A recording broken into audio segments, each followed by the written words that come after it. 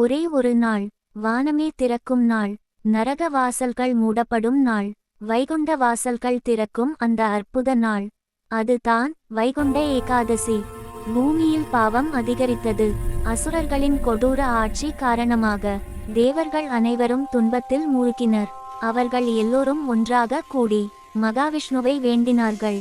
மகாவிஷ்ணு தேவர்களை பார்த்து கூறினார், ஏகாதசி நாளில் என்னை முழு மனதுடன் வழிபடுவோர் எல்லா பாவங்களிலிருந்தும் விடுபட்டு என் வைகுண்டத்தை அடைவார்கள். அந்த நேரம் அண்டமே நடுங்கும் அளவிற்கு ஒரு கொடிய அசுரன் தோன்றினான். அவன் பெயர் முரன். முரன் தேவர்களை அடக்கி 3 உலகங்களையும் ஆளத் தொடங்கினான். அவனின் சிரிப்பு கூட அண்டத்தை நடுங்க செய்தது. மகாவிஷ்ணு முரனை எதிர்த்து போர்க்களத்தில் நின்றார். சக்கரத்தை ஏவினார். ஆனால் முரன் தோற்கவில்லை. விஷ்ணு ஒரு குகையில் ஓய்வெடுக்க சென்றார்.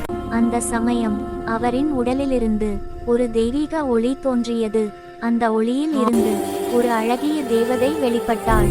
அவள்தான் ஏகாதசி தேவி. ஏகாதசி தேவி முரனை எதிர்த்து போரிட்டாள். ஒரே அடியில் அசுரன் முரன் வதம் செய்யப்பட்டது. மகாவிஷ்ணு அவளை பார்த்து கூறினார், நீ செய்த இந்த உதவிக்காக ஒரு பெரிய வரம் தருகிறேன். என் பக்தர்கள் உன்னை வழிபடும் நாளான ஏகாதசி அன்று வைகுண்ட வாசல் திறக்கப்படும். அன்று முதல் ஏகாதசி நாளில் விரதம் இருந்து விஷ்ணுவை வழிபடுவோர் நிச்சயம் வைகுண்டத்தை அடைவார்கள். இன்றும் திருப்பதி, ஸ்ரீரங்கம், அனைத்து விஷ்ணு கோவில்களிலும் வைகுண்ட வாசல் திறக்கப்படுகிறது. லட்சக்கணக்கான பக்தர்கள் தூய மனதுடன் வைகுண்ட வாசல் வழியாக நுழைகின்றனர். இந்த வைகுண்ட ஏகாதசி உங்கள் வாழ்க்கையில் ஒளி நிறைந்த புதிய தொடக்கமாகட்டும். ஜெய் ஸ்ரீமன் நாராயணா.